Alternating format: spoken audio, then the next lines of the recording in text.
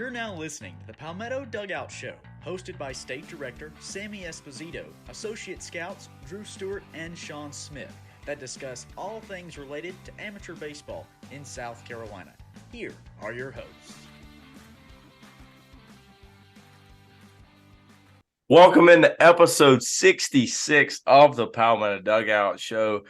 I'm Drew. We got Sammy. We got our guest. We're going to let Sammy introduce here in a minute. But Coach, what's going on? Coach, how we doing today? We're doing all right. Last day of school for you?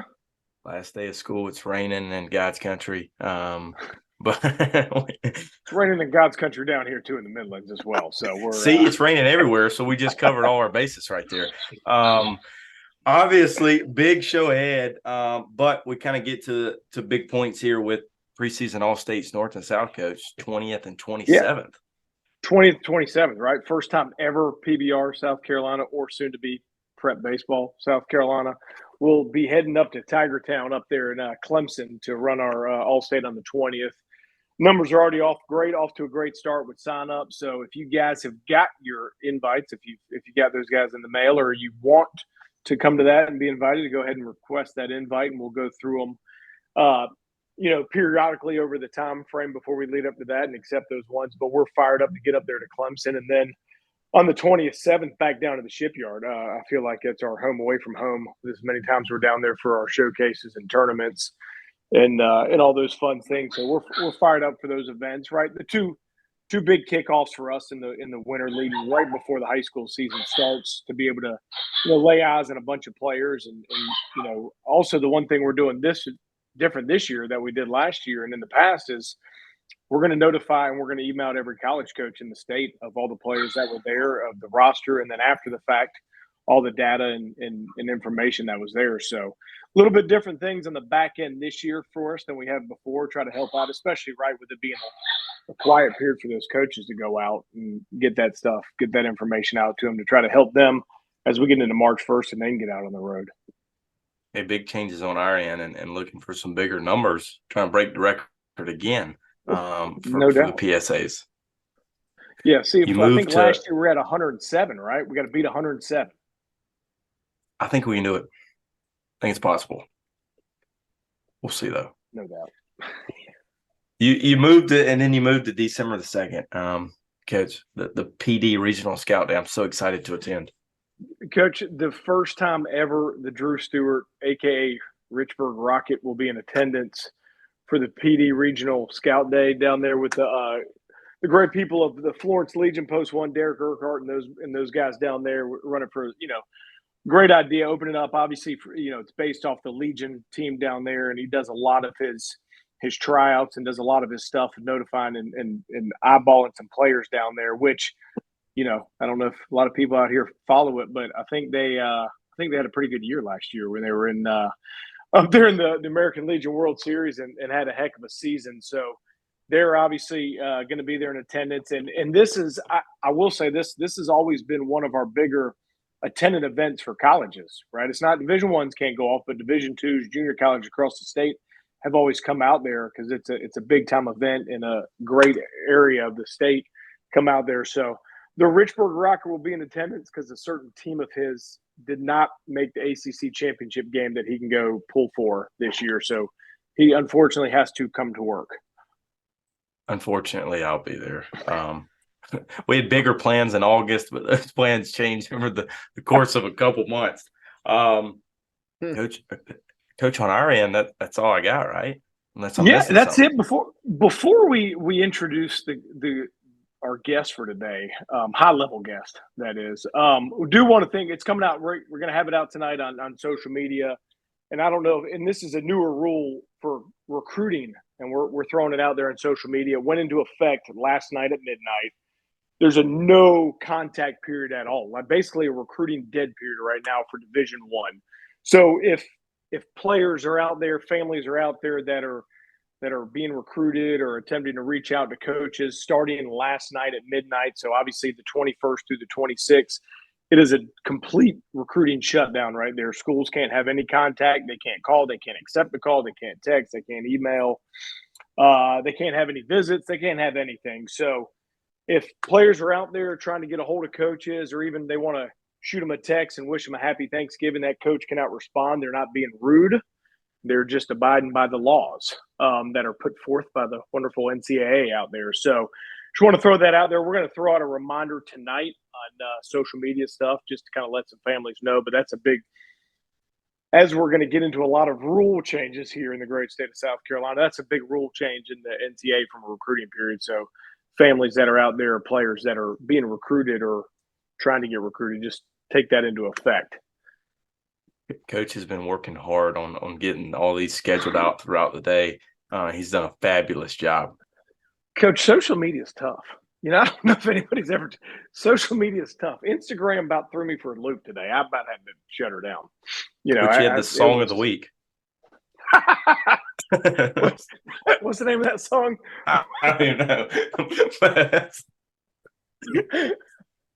This is song of the week. I heard it. Yes, song of the week. As we about to introduce Coach Winsky here. I think he's probably up to date on that. He knows all the slang these days with the kids, so I'm sure he's up to date on the updated tunes on Instagram or TikTok. Slang with my kids, and they look at me like I got 5 heads, and I'm just like, whatever. You know, I'm on point with it. No cap. I'm busting no cap, right? Here we go. And they look at me with like, that. And with that to start off, let's introduce the one and only Coach Charlie Winsky in a much better time. Last year when we had him on the show, he was barreling down 26 and had to pull over in Orangeburg on the side of the road in a gas station and join the show. So we want to introduce Coach Winsky from the South Carolina High School League, longtime high school coach in the state, college baseball player in the state, baseball great in the state, and bleeds the state of South Carolina. So we want to welcome Coach Winsky here to the show today. Thanks for having me. I'm glad to be here. No cap, right? Right.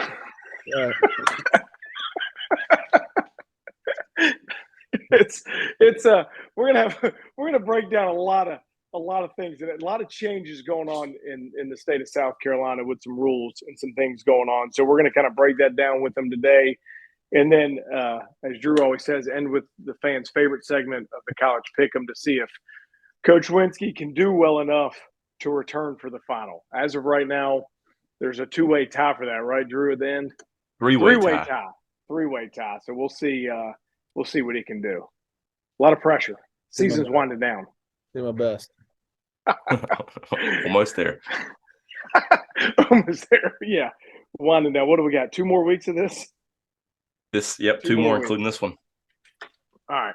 So we'll crank this thing up, and we'll just get into some hard-hitting, breaking news for old Coach Winsky here. Let's see if he can avoid the answers or answer them for us. So we'll give him a nice little setup one. Let's break out some new communication rules in high school baseball this upcoming spring. What are some changes that have gone out there to help, whether it's speed up the game or just to make the game a little bit easier for these guys?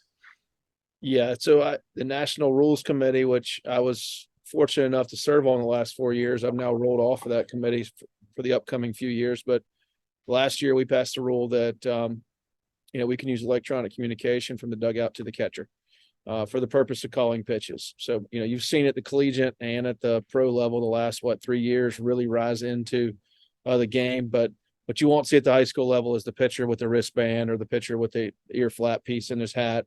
Essentially, everything will run to the catcher. So it's one player on the team has the opportunity to use that. And we'll see where it goes. I think it's going to kind of help speed some things up and hopefully, kind of keep the game moving a little bit. And then the other piece to it is that, if any other player is using it, the coach and that player are going to get a warning the first time, second time, they're both going to be ejected. So hopefully that'll be enough to deter it. We didn't want it to get a situation to where, you're ejected the first time we think you're using it because, as you know, last year we allowed them to wear jewelry, which could be an eye watch. And if it goes off, pitcher happens to just look at it, somebody's going to eject for no reason. So there's that 2-step process in there. And then, of course, the wristbands are going to get taken off the belt loops and put back where they belong, which is on the wrist. So you're not a fan of the belt loop I could take? I don't care either way personally. But I think the big thing is how do you address it and adjudicate it when the ball hits it of the batter? Is it a hit by pitch? Is it an adornment? Is it how do you address that? And, it's the old rule basically said you had to wear equipment the way it was intended to be designed. And no manufacturer made a wristband that was designed to be worn on a belt. And that's kind of how the rule was enforced.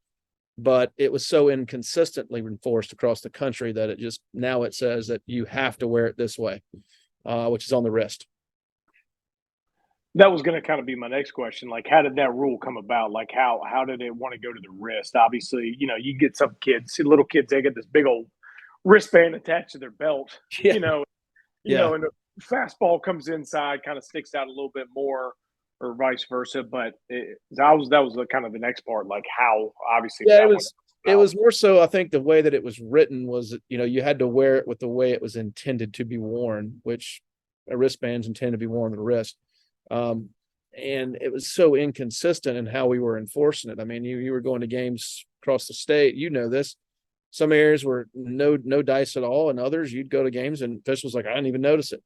So now it just becomes a pretty clear written rule that you can't do it, and this is where the wristband has to be worn at all times, and it's pretty clear now. So you can't say, well, we didn't know, and that's not our interpretation. So I think that was just kind of the committee's way of saying, hey, look, let's wear them where they're supposed to be, and let's get out of this extracurricular, and everybody will be all right. I mean, you can put them on your wrist, and you can still run your offense off a wristband. It's all right.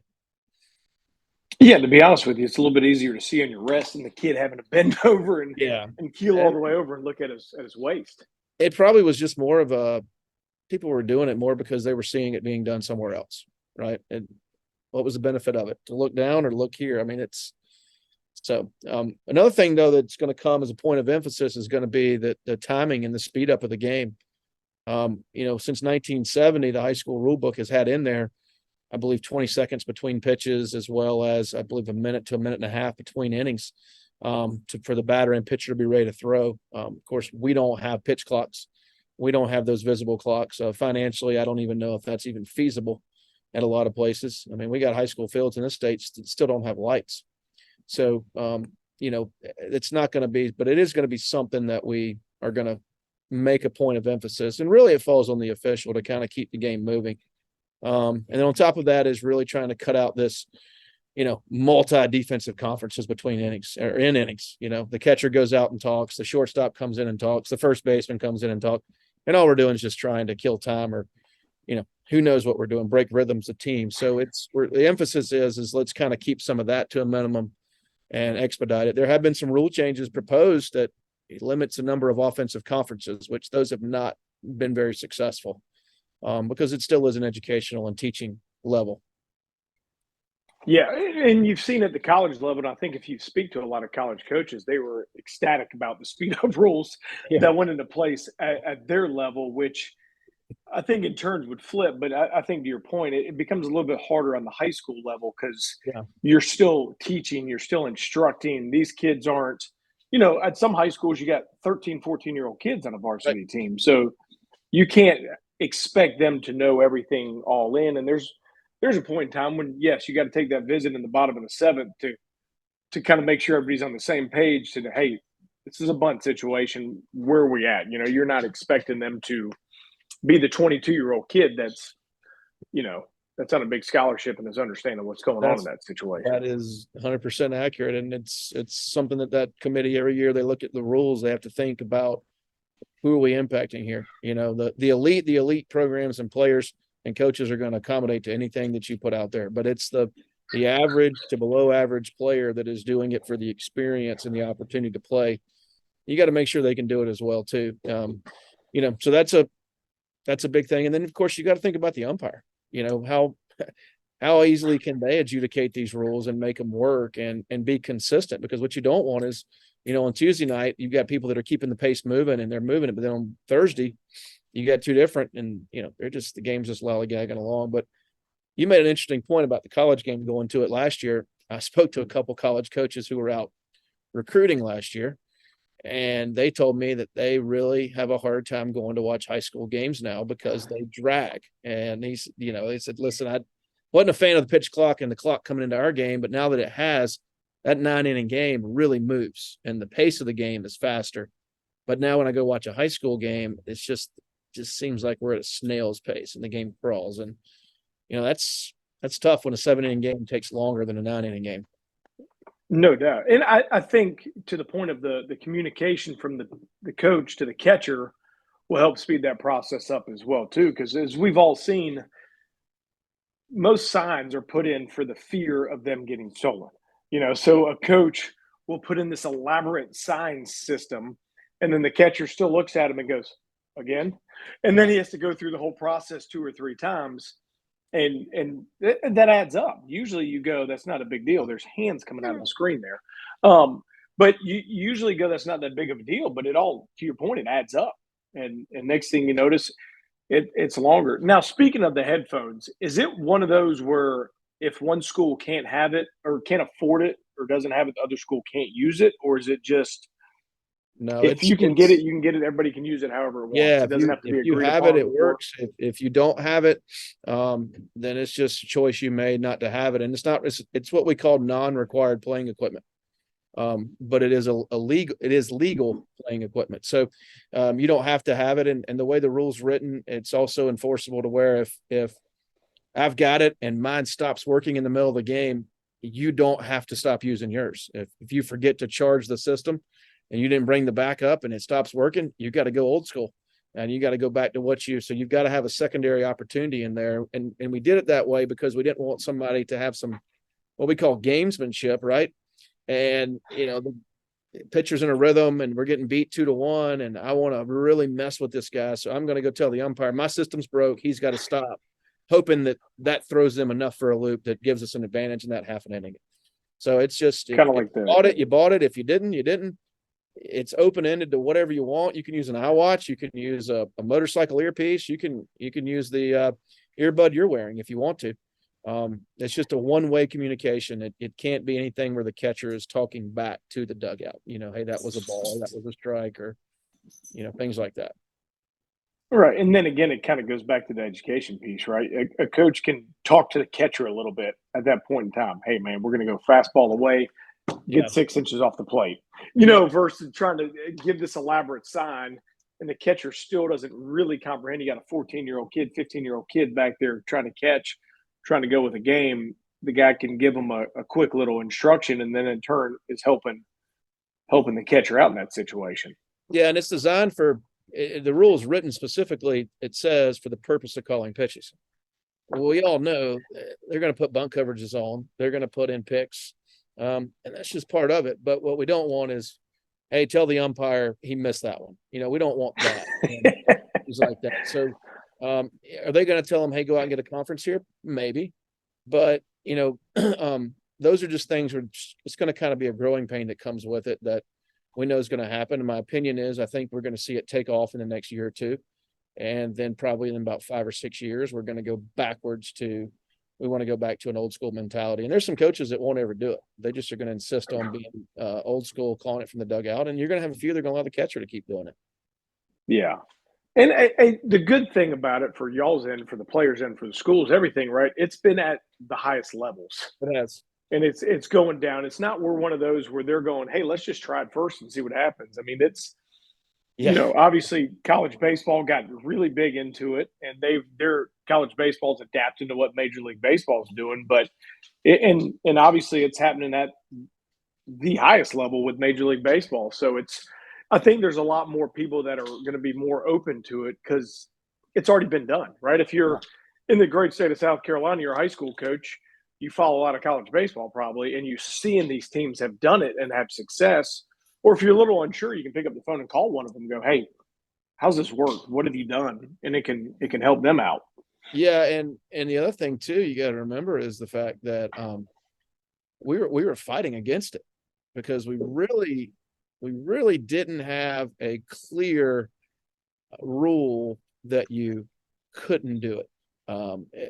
There was a rule that was used that kept people from doing it, but the interpretation, it came down to an interpretation, which was a stretch of an interpretation, which we all accepted, we all went with, and but it wasn't going to hold much water in the next 4 or 5 years. And I think the rules committee understood that. And then the reality of it is that you have it at the pro level, you have it at the college level.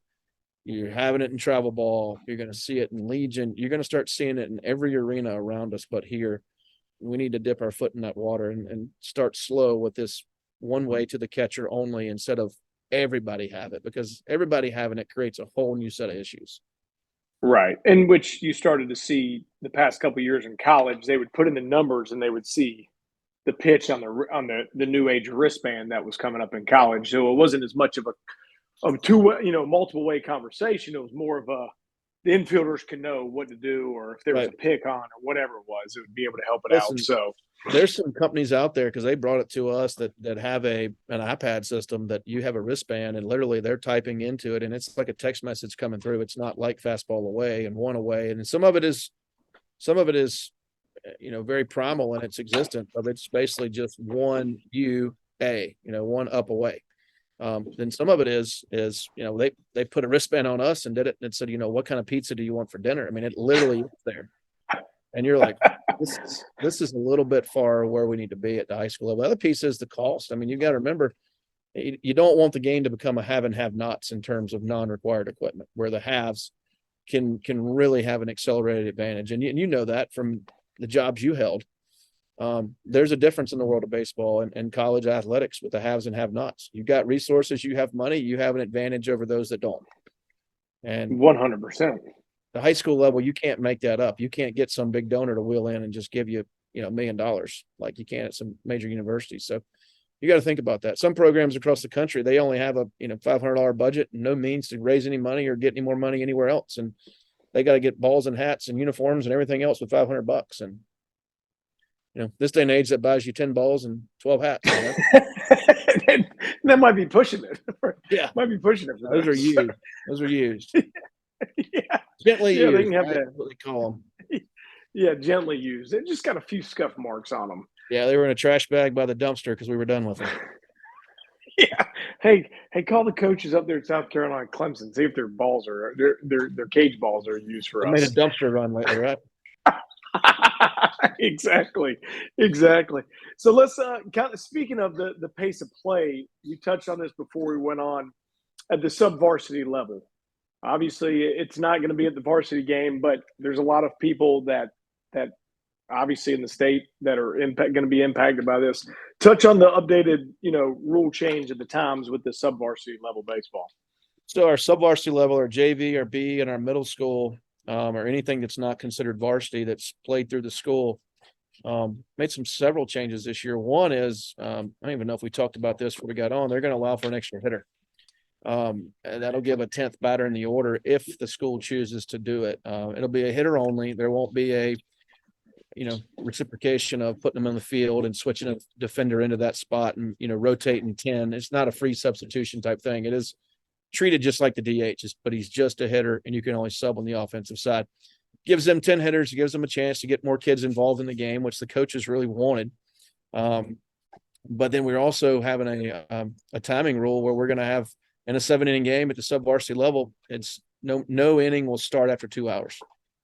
And then if we do start an inning, the game will be over at 2.5 drop dead. So we know from the game that starts at 5 o'clock that at 7:30, we should all be walking off the field unless we've had some kind of rain delay. And we really haven't gotten into what happens if that happens yet. But thought process is there is, we don't want a situation of 3 to 3.5, 4 hour JV games, which we were seeing in some parts of our state. 15 to 12 taking 3.5 hours. That's not the purpose of what JV or middle school baseball is.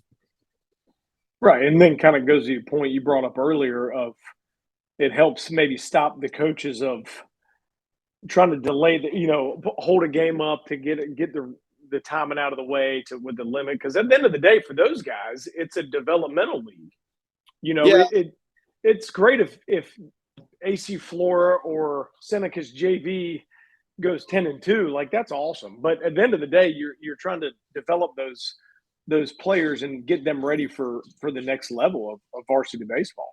Yeah, my son played parts of the last 3 years on JV or B team, and they never talked about their overall record. It was all about the process to getting better and day to day and week to week. Now, of course, they wanted to win, they played to win, but it wasn't about what our record is. Some programs they go after that, and I got a little guest here. This is Wolf. Say hey, Wolf. Hey. All right, hop up for a second. We're gonna finish this up. I'll be over there in a minute. Okay. That's what happens when you got 5 kids always on your toes, Coach Espo. So I ain't far off. he's still standing behind me. You just can't see him. Stop, seriously. So it's a chance to kind of keep the game moving and not keep everybody out there forever and honestly ruin the experience for some kids, because if they take that long, it's going to become a dull and dwell on it and become a not fun environment, right? The other piece to it really is you got to think from an official standpoint. You're not getting paid as much to do a JV game as you're getting paid to do a varsity game. They're both 7 innings. But the varsity games are usually over anywhere from 2 to 2.5 hours, unless it's an extreme situation. They might go to 2:45 or 3.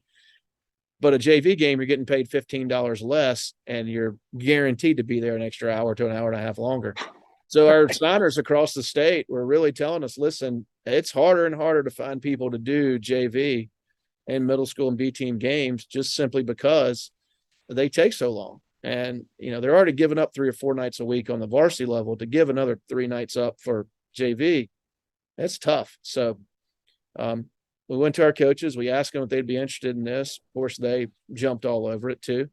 And I think it's going to be a good situation. Yeah, at the end of the day, you don't want to lose kids to your sport because it's a long, boring, monotonous problem, right?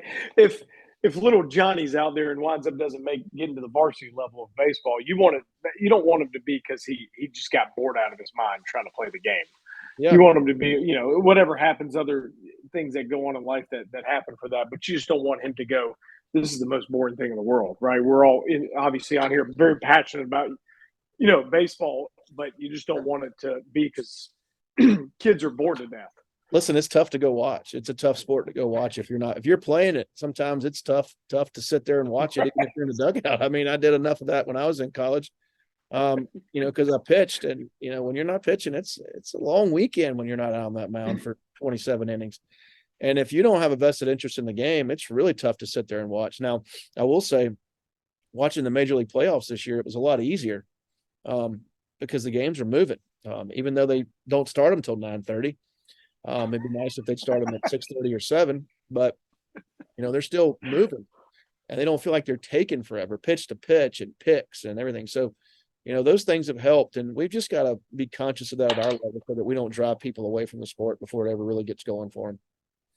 No doubt, because at the end of the day, you're trying to develop the kids, you're trying to make them better in it, but you also want to develop the love and the passion for the game that they can carry on, whether they go off to play in college or not, or extend it on in a pro ball, right? They can, get that down to their kids as they go older. But if a kid loses that passion at a young age, he's not going to want to give back to his kids or anything else later with it. Well, and remember, and I know that you understand this because your family is a big academic family.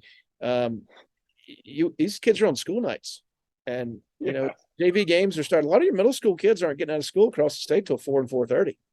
They're not feasibly starting a middle school or JV game until 6 o'clock. You go 3.5 hours, that's 9:30. And if you're on a bus getting home, I can remember my son, they're playing 30 minutes away and they're home at 11 o'clock on a Wednesday night for a JV game that they won 9-2. This is a lot of, you do that 3 times a week. That's a lot of late nights for a kid who's in that 7th through 9th, 10th grade area of their education process, which is that 9th and 10th is a huge year for them. So it kind of helps that attempt to knock out some homework, especially when we're not talking about where the emphasis is winning.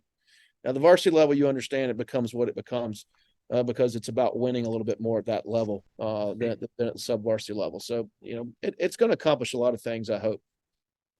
Good. Well, obviously, a lot of changes there on that level to attempt not only at the younger level, but as they go up to kind of the pace of play, speed that up. Obviously, it's a big emphasis across the country at all levels. Now, let's roll in to a newer one that just got passed, a newer rule. Now, this is one, it's probably one that's being affected, obviously, across the country, but it's become a big point of emphasis in the state of South Carolina.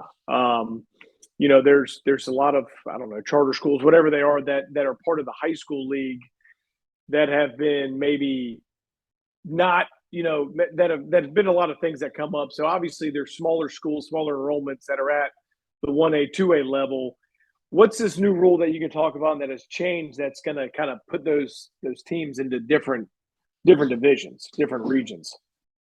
So I'm assuming you're talking about the multiplier for reclassification that's coming. So we've had a committee, and of course, there's been a lot of public outcry and debate over this the last 9-10 months, especially. It's really increased with the forfeitures and some other things, and then the legislators gotten involved and still a little bit involved in an ad hoc committee, and still waiting to see where they go with that. But we had a competitive balance committee that was formed by our executive committee, and the committee voted last week that they were going to enact this 3.0 multiplier to all students who are not living in the attendance zone of the school. And that applies to every school in the state, which was one of the requirements that we had to follow under the state proviso, is that you treat everybody the same, whether they're private or charter or traditional public. So, or magnet, we have some magnet schools that are going to be impacted by it as well. So, basically, essentially what it comes down to is if you don't live in the bus route of that school, you're going to count as 3 times as a student. So if you got a school that say has 1,000 kids in grades 9 through 11, which is the age range we use, and of those 1,000, 100 of those do not live in your bus loop, then you'll take that 100 and multiply it by 3, which gives you 300.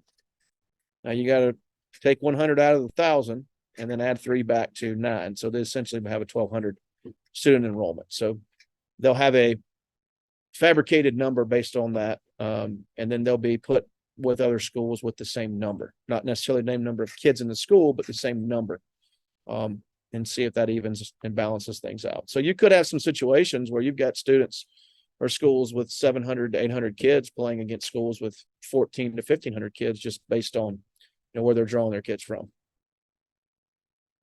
So with that, I guess that's an enrollment for the entire school. So if blah academy or blah whatever school has 800 total kids, it's not based on that sport. It's based on the total enrollment or the X amount of people in that enrollment.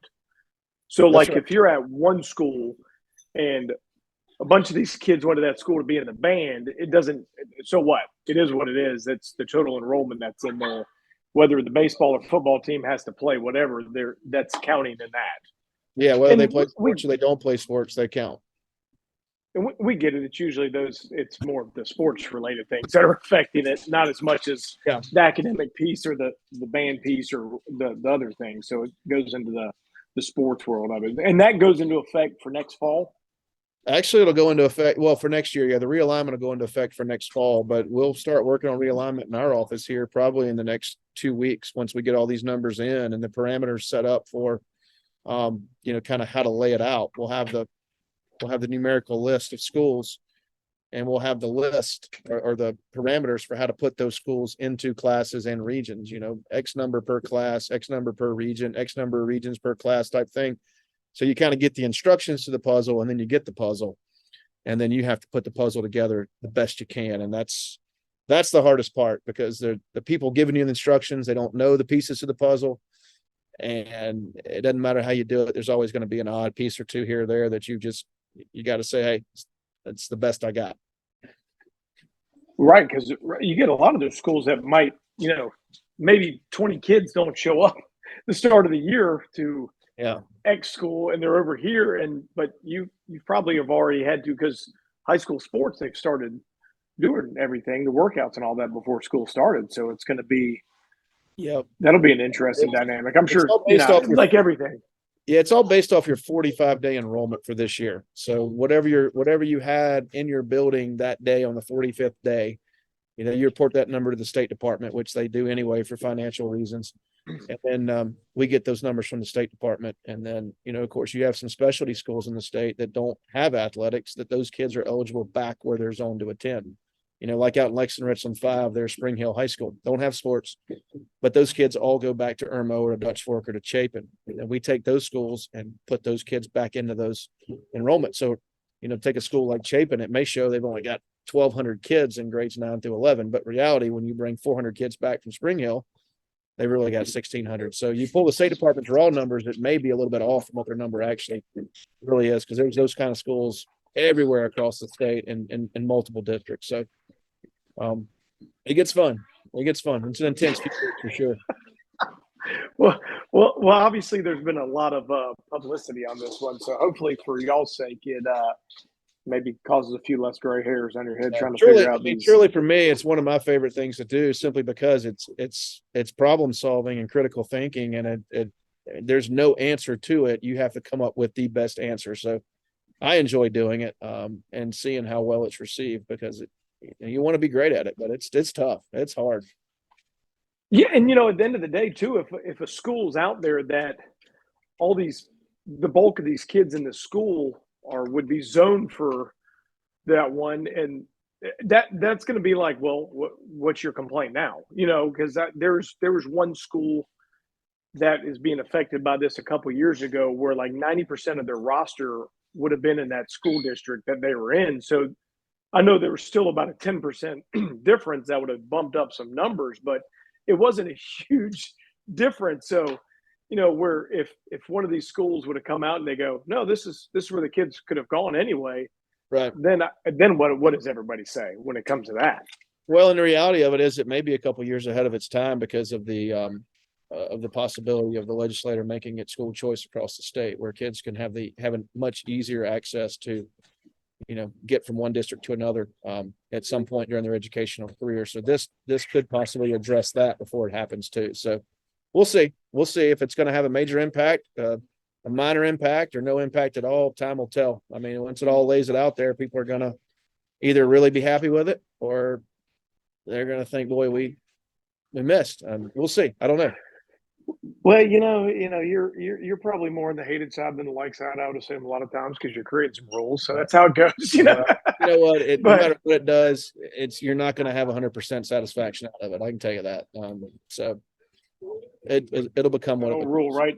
A third like you, a third hate you, a third don't care. So, at the end of the day, you kind of try to make and get the best decisions for everyone out there, and you're not going to make them all happy. Try to keep the third that don't care happy. If they don't like it, they're not going to be. They're not going to like it no matter what you do. 100%. Now, anything else out there before we go into Coach Stewie's favorite segment here? Any other new rules that maybe we hadn't touched on that are going to be affecting the high school league here in the state? Not right now, not that I'm aware of. I mean, January we'll have some, changes proposed to our bylaws and constitution and some other things, but that'll be settled in March. So, but I'm not aware of any of those right now and any other changes. So, we'll see. I think right now this is taking all the air out of the balloon. So everybody really wants to get through this, and it's kind of dominating the headlines and everywhere we are. Yeah. It's people have been asking us questions about it, and it's not that we have any answers to it, but it's a neat one to try to, like you said, figure out the puzzle to help to make it whatever out there, to make everybody try to be a little unhappy, a little less unhappy, I should say. You don't have to know anything about it to speak intelligently on it. I mean, you've read social media. You don't have to know the facts and speak intelligently on something. Everybody follows you. You just say it, and everybody, man, look what he said. Look, it's the truth. And you know what? You can create a pseudonym with a fake picture, and nobody actually really knows who you are. I mean, this is an AI generated story right now. You could be Mike Navy with a picture of Jerry Myers, and you could be all right? Nobody ever know who you really were. 0-2, what are you throwing, Coach Winsky? Yeah, slide pitch, curve pitch.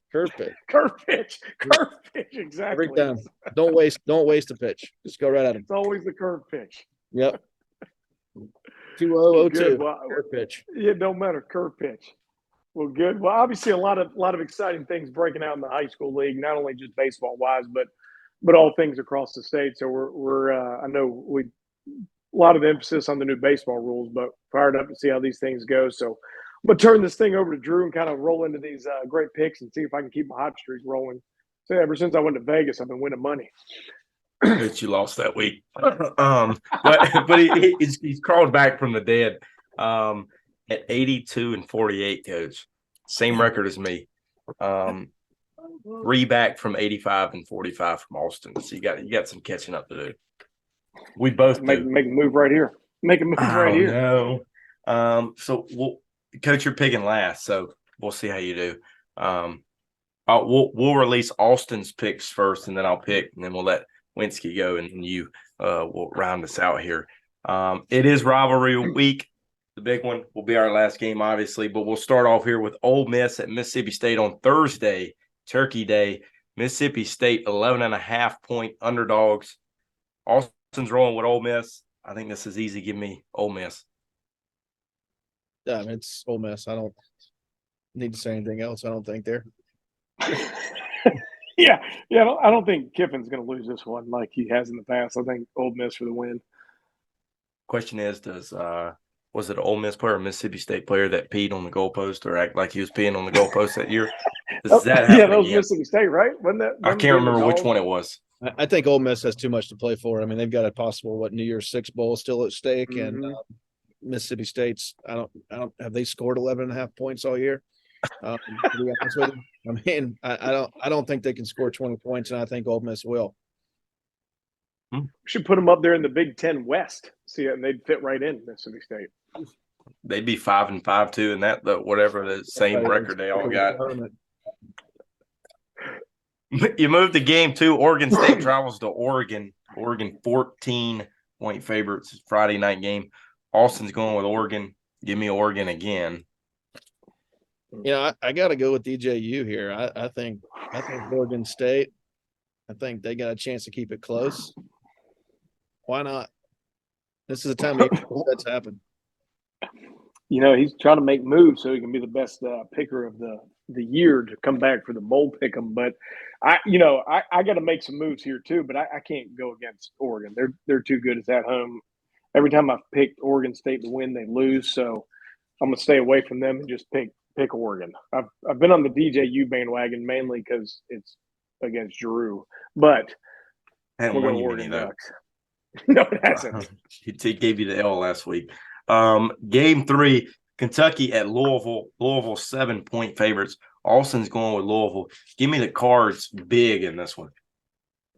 I'd take Louisville too. I think easy pick. They got a lot to play. I mean, they're New Year's Six possible. Yes. They are, and they've played arguably one of the easiest schedules in the history of college football. Their toughest game was against my alma mater, and they almost lost to the Wolfies. So, with that being said, I think Kentucky is no bueno. They're struggling; they can't score. They're 1-5 in their last 6 now. We're going to make that 2-5 with a dub over the Cards. Hey, Louisville guys had a chance to get into the ACC championship. They're in it. They're in it, right? They're in it. So it's going to be them and the Noles without. Louisville's got a lot to play for. I mean, they got an outside chance at big money game. Watch out! Still, they're going to lose. So they're going to go ahead and lose that one this weekend. Well, I just picked up a game on Espo here, and I think I got a feeling I'm going to pick another game up on this one. North Carolina travels to NC State. NC State 2-point underdogs. It's a night game, Coach. Austin's going with NC State. I think Drake May has a big game, and the Tar Heels take the dub. No chance. Wolfies at home. Doing this right, Espo? Yep, you're doing it right. Yep, Wolfies up. Oh, me and former Mr. PBR North Carolina, Matt Payne, were discussing this other day. He's also a Wolfpack alumni. If the Wolfpack were 4-6 right now, they would automatically win. But with the Pack being 8-3 or 8-3, North Carolina's reeling. Usually, the history of being a Pack fan, they're going to lose. But I have a hard time pulling against my alma mater, especially against the Tar Heels. Wolfies up, baby. Throw them up. Down. Can't pick the holes in this situation. I'm the only one with the Tar Heels. How about that? With the L. This is the comeback right here, arriving from the dead. The big one, Ohio State travels to Michigan. Michigan currently 3.5-point favorites. Austin's going to Ohio State. I'm going to Ohio State. I don't know that I mean, is it possible that neither can win? I don't know if I want to see either one in this game. I'd at Michigan. Yep. Jeez. 3 points. I don't know that.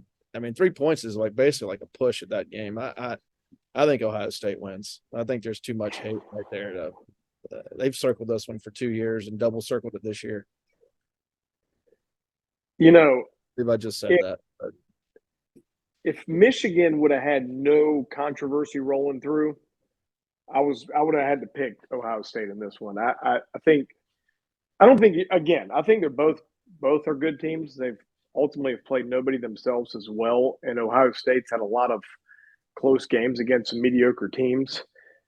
I think Michigan's they're out to prove a few more things. I know Ohio State and Ryan Day's going with we're trying to show everybody how tough we are, but I really think Michigan's, they're going to kind of it's right, the us against everybody mentality, and I think Michigan's going to come out and whip up on the Buckeyes and finally send one of those Big Ten teams packing out of the playoffs. So, Coach Harbaugh, less coach team for another win. Maybe it's probably one of those things, honestly, where Michigan will win just to keep the story going about. Yes, they won't end it, and it's controversy. Hey, and I hope they steal a sign to win it late too. You know what I mean? oh, they got some up their sleeves. They had some backup plans in place for this game. Arizona travels to Arizona State. Arizona State 12.5-point underdogs. Austin's going Arizona big. I won't be up for the end of that, or the kickoff probably. I probably kick off at 11 Eastern. Arizona. They've won some games lately. Yeah. We talked about this last week. I didn't realize Arizona was good football this year until last week, and I saw they were ranked. Bear but down. I also know Arizona State is atrocious. So Arizona by like 40. Arizona by 40. That's a good pick. Alabama travels to Auburn. Auburn is 14.5-point underdogs. Austin's rolling with the Tide. I'm rolling with the Tide big. Iron Bowl at Auburn. Auburn coming off an upset loss at home. Hugh Freeze. Alabama's like kryptonite. I got to go with the Tigers to at least cover the spread. I don't know if they're going to win, but I think they keep it close. That's a bold pick. I mean, that's almost as bold of saying you're going to pick them to win. You go big or you go home. Then you should have picked them. But I'm not wasting the fastball. I'm going right at you. You're going curve pitch right off the pitch right here. Hey, roll time. They're too good. Saban's got them rolling. That quarterback's figured it out. Alabama, they're talking about playing for something. Alabama has to win. They're obviously in the SEC championship game, but they can't afford an L to get in the playoffs. So Alabama by like 35. Next game takes us Florida State at Florida. Florida 6.5-point underdogs. Austin's going with Florida State, and I'm going Gators. They chomped the Seminoles. Not enough quarterback play from the Seminoles. I think the Gators, having a bad year, beat the Seminoles. This game's in Gainesville, where they're actually pretty good at home. They've only been good on the road once this year, and that was here in Columbia.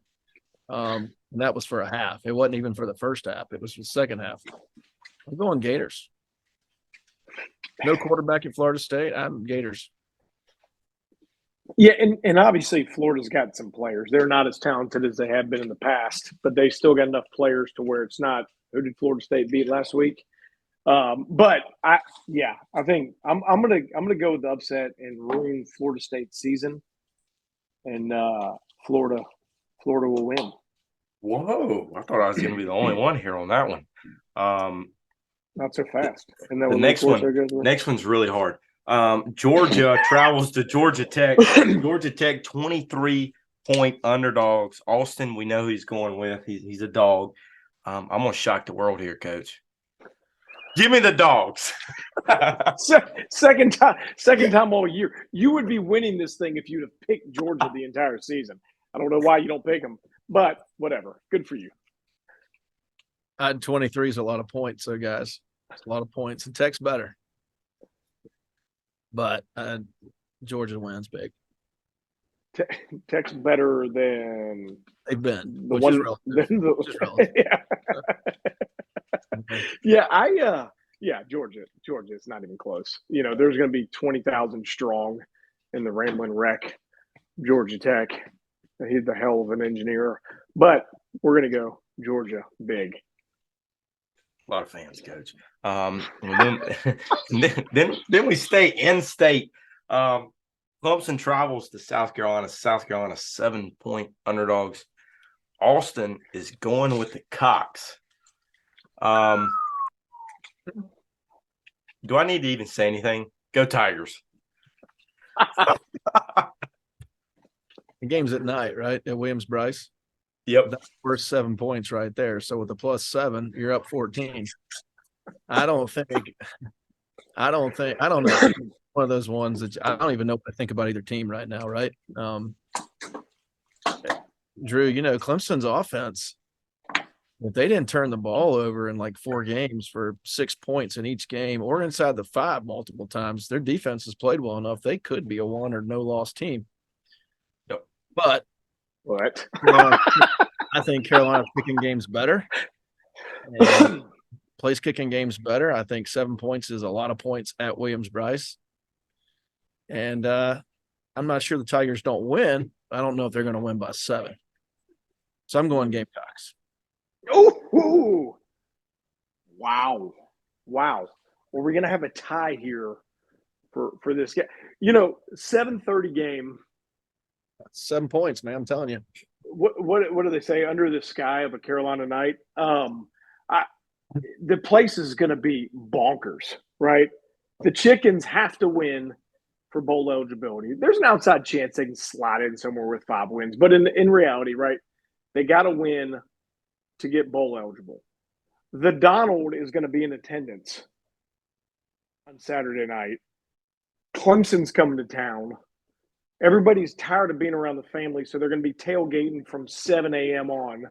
and Giroud, we'll see if he makes a return to Willie B. And obviously, you could say what you want. The team, a 7:30 game in Columbia, it's going to be bonkers. With that being said, I think Clemson's defense is actually good. Their offense is not. Their quarterback is average. They let the better one go. South Carolina can score a little bit. Their defense, maybe it's making some jumps or they're at least feeling better. With that being said, Gamecocks kick a field goal to win the game at the end. Chickens by 2. I read something today where they have not scored a touchdown at home against Clemson. Yeah. Considered mop-up talent since like 2014 or 13. Yeah. I'm picking the Chickens to win. But yeah, I in reality, I think Clemson's going to win by a lot. But I'm going to pick the Chickens to win the game. More so you don't need to pick anybody else. Hey, Coach has not lost when he's picked against the Tigers. All season, he's picked everybody that's beaten Clemson. Incredible. And take it to the tiebreaker here. Total points scored in the Clemson-South Carolina game. Over-under currently set at 52. Austin is going with 45 total points. I think the Tigers win 35-10. No, I'm sorry, 35-17. Big game. So whatever that is. What's 35 plus 17? You are the educator. Do you need a pencil while you're at it? Because you never had one of those? 52. That's right at the over-under. I'll go 55, 28, 27. I think the Gamecocks knocked 2 field goals through. Wow. You guys are expecting a lot of points. I think it's going to be a 42 total points scored on this one. 42. I'm going the low end here. Last week I went high. I'm going low today. 42. Hey. I think Shipley's going to fumble 6 times because that's what he does. Klubik or whatever his name is going to make his own play up and not do what he's supposed to, like it's been happening over and over again. And Chickens kick a field goal late. There it goes. Oh, for your sake, you've just lost. You've just dropped 6 games in the leaderboard, Coach. Hey, what did Coach Winston say? Go big or go home. Well, you went big this week, picking last. Hey, that's going to do it for the Week 13 pick'em. Coach Winsky, we appreciate you hopping on. Thanks for having me as always. See y'all in a few weeks. Yeah, a few weeks. There's the foreshadowing there. So hey, that's going to close us for episode 66 from all of us here at PBR South Carolina. Have a great week.